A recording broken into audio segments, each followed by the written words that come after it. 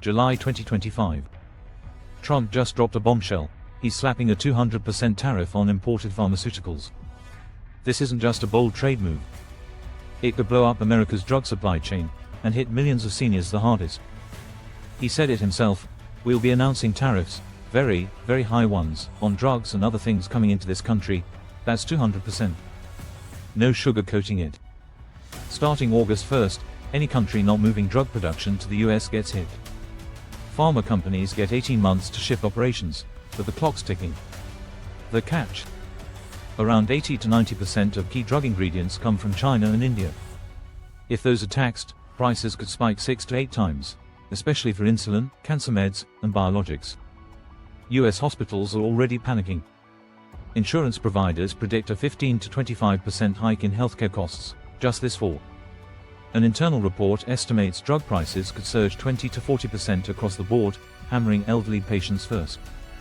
Now Australia, one of America's top 5 drug suppliers, says it won't cave. Their health minister flat out refused to change their pricing system under US pressure.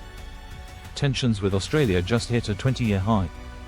In response, they're propping up their pharmaceutical industry and pivoting trade toward Asia. Canada's strategy? Play it smart. Ottawa stayed quiet, negotiating a tariff exemption behind closed doors. Canada even ditched its digital tax plan to show goodwill, but drew the line on drug prices. Prime Minister Mark Carney made it clear, no compromise on affordable medicine. They're building a strategic drug reserve and injecting $1.2 billion into local pharma.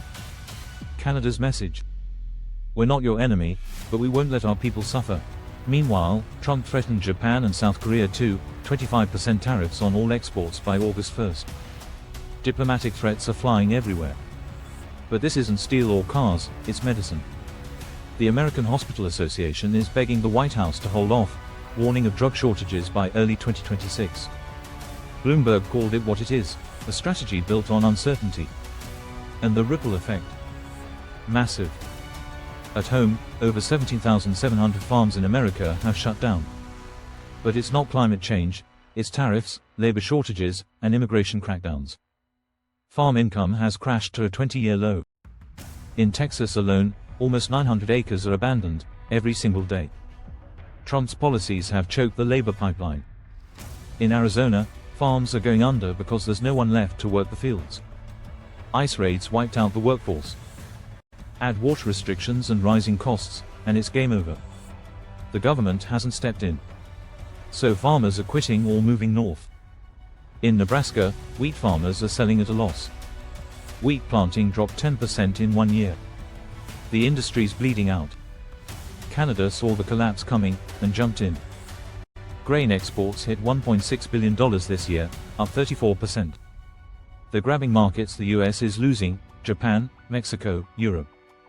Even American farmers are heading to Saskatchewan, where Canada offers support, labor, and stability. Canada's wide open for experienced farmers, and they're winning big. While the US bickers over immigration, Canada's turning those workers into economic fuel. Now let's talk energy. The US power grid is in crisis mode.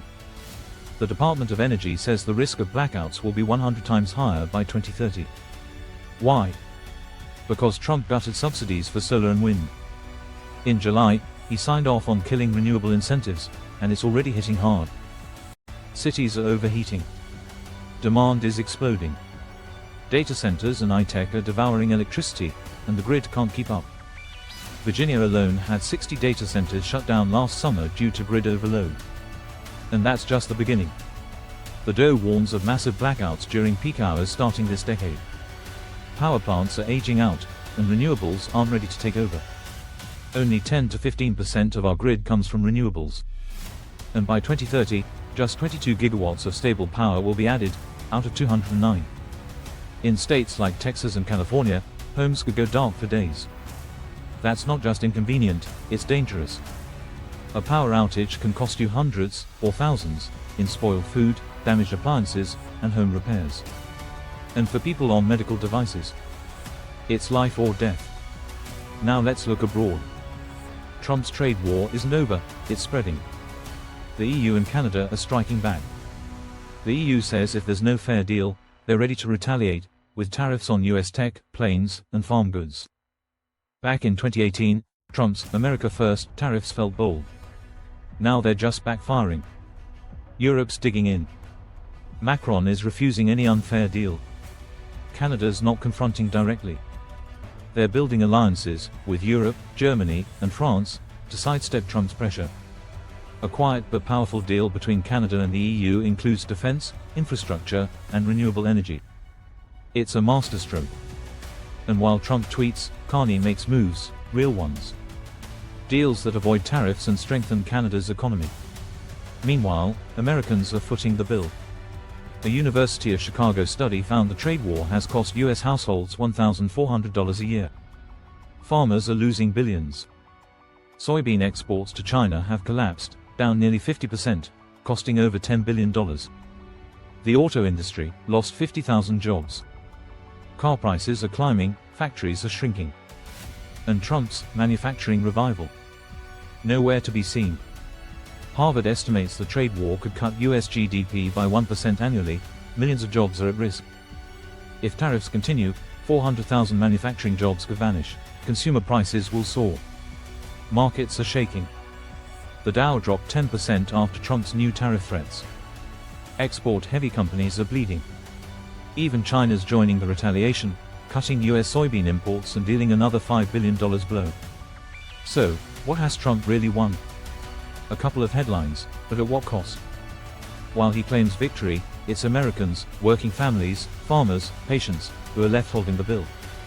If you found this video eye-opening, give it a like, drop your thoughts in the comments, and hit that subscribe button. Don't forget to share it with someone who needs to hear the truth. This is the Untold Compass, navigating the facts others avoid.